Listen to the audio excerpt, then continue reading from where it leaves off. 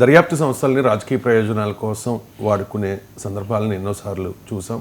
ED మీద supreme court కూడా చాలా సీరియస్గా కొన్ని వ్యాఖ్యలు చేసింది సార్. అన్ని హద్దులు దాటేస్తూ ఉన్నారు, రాజకీయ యుద్ధాల్లో మిమ్మల్ని ఎందుకు వాడుతూ ఉన్నారు అని క్వశ్చన్ చేసిన పరిస్థితి.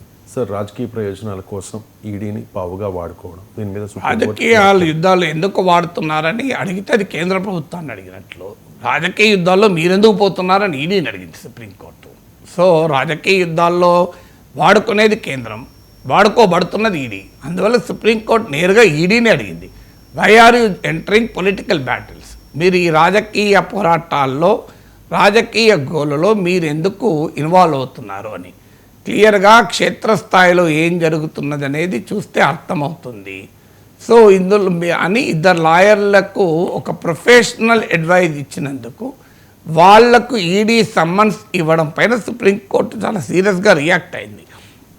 వాస్తవంగా అటార్నీ జనరల్ కూడా అంగీకరించాడు, ED as over stepped, ED అలా చేయాల్సింది కాదు, సమ్మన్స్ ఇష్యూ చేయాల్సింది కాదు అని అటార్నీ జనరల్ కేంద్ర ప్రభుత్వ తరఫున లాయర్ అంగీకరించాడు. కానీ మీరు జనరలైజేషన్ చేయకండి అని సుప్రీంకోర్టును కేంద్ర ప్రభుత్వం తరఫున అటార్నీ జనరల్ కోరాడు. మీరు జనరలైజేషన్ చేస్తే ప్రమాదం ఏంటి అంటే, ఈడీ పట్ల ఇప్పటికీ ఒక నెరేటివ్ బిల్డ్ అయింది. అది అపోజిషన్ పార్టీలు పదే పదే ఈడీని ఒక రాజకీయ ఆయుధంగా కేంద్ర ప్రభుత్వం వాడుకుంటోంది అన్న నెరేటివ్ బిల్డ్ అయింది. కనుక సుప్రీంకోర్టు దేశ అత్యున్నత న్యాయస్థానం ఈ రకమైన ఒక జనరలైజ్డ్ రిమార్క్ పాస్ చేస్తే ఆ నరేటివ్కు బలం చేకూరుతుంది. అందువల్ల మీరు ఈడీ చేసిన తప్పే అని అంగీకరిస్తూ ఈ పర్టిక్యులర్ కేసులో మీరు జనరలైజ్డ్ అబ్జర్వేషన్ చేయకండి అని సుప్రీంకోర్టు కేంద్ర ప్రభుత్వ అటార్నీ జనరల్ కోరారు. కానీ సుప్రీంకోర్టు వినలే.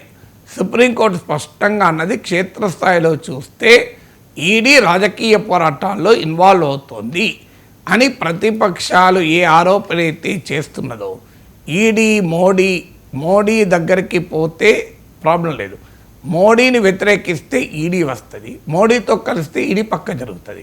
ఇది మనం దేశవ్యాప్తంగా హేమంత్ బిశ్వా శర్మ నుంచి అన్నీ చూస్తున్నాం కదా, జగన్మోహన్ రెడ్డి వరకు. సో మోడీపై జగన్మోహన్ రెడ్డి 11 ఏళ్ళలో ఎందుకు ప్రశ్నించలేదు, ఎందుకు పోరాడలేదు, పార్లమెంట్లో బీజేపీకి అనుకూలంగా ఎందుకు ఓట్లేసాడు, అందరికీ తెలుస్తుంది ఈడీ కేసులు ఉన్నాయి కనుక. సో మోడీ ఈడీ అనేది క్లియర్గా తెలుస్తుంది. సుప్రీంకోర్టు మోడీ ఈడీ అన్న భాష వాడకపోయినా రాజకీయ పోరాటాల్లో మీరు భాగం అవుతారు అని చెప్తూ నరేంద్ర అనే కామెంట్ చేసిందంటేనే నరేంద్ర మోడీ ప్రభుత్వం ఈడీని ఎలా దుర్వినియోగం చేస్తుందో పరాకాష్ఠకు పోయింది. ఇది సుప్రీంకోర్టు కూడా అబ్జర్వేషన్ చేసింది అనటానికి ఇది ఒక ఉదాహరణ. అందుకే క్షేత్రస్థాయిలో చూస్తే మాకు అర్థమవుతుందని కూడా అన్నారు సుప్రీంకోర్టు. ఎందుకంటే ఈడీ పెట్టిన కేసుల్లో కన్విక్షన్ రేట్ నెగ్లిజిబుల్, ఈడీ పెట్టిన కేసులు 90% ఎబో అపోజిషన్ లీడర్స్ పైనే. ఈడీ కేసులు కనుక ఉన్నవారు బీజేపీలో చేరినా, బీజేపీకి మిత్రపక్షాలైనా వారిపైన కేసులు ఆగిపోతాయి. అది సిబిఐ కానీ, ఈడీ కానీ, ఐటీ కానీ, మహారాష్ట్రలో అశోక్ చౌహాన్, అస్సాంలో హేమంత్ బిశ్వా శర్మ, ఇలా దేశమంతా ఉదాహరణ. కాదంటే అరవింద్ కేజ్రీవాల్ లాగా, హేమంత్ సోరెన్ లాగా జైల్లో ఉండాలి.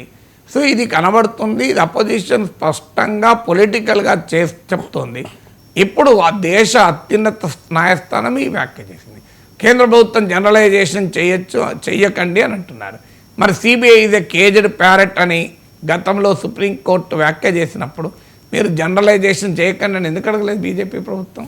అంటే అప్పుడు తమకు రుచించింది కనుక మీరు జనరలైజేషన్ చేయొద్దని, ఇప్పుడు తమకు రుచించడం లేదు కనుక జనరలైజేషన్ చేయొద్దంట. అప్పుడేమో చేస్తే ఎంజాయ్ చేశారు కదా, సిబిఐ పంజరంలో చిలుకైపోయిందని.